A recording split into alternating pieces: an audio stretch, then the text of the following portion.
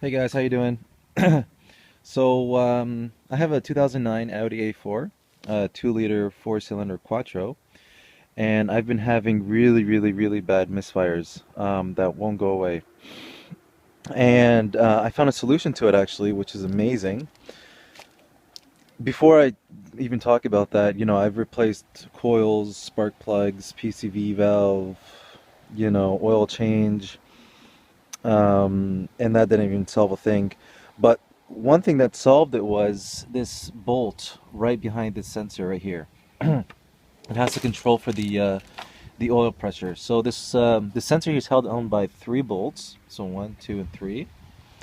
And then this is how the bolt looks like right here.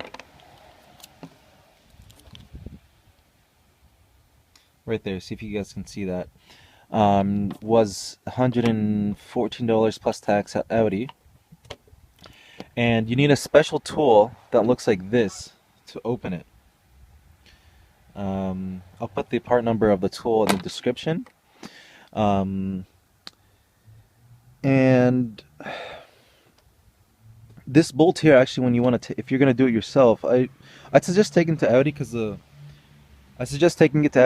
the bolt, the tool itself is gonna be around $80. But I was lucky enough to borrow it from my mechanic. Um, so it's better off just to do an Audi. But if you're gonna do it anyways, in order to take it out, it's not lefty-loosey or righty-tighty. It's actually, you have to turn it to the right to take it out, and then turn it to the left to tighten it.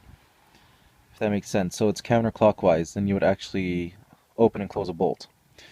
But anyways, that was my fix for the 2009 Audi. I'm pretty sure it's 2009 and up, with the timing chain models. And if you're having this issue, I'd highly recommend replacing the bolt. So yeah. Anyways, any questions, just feel free to message me.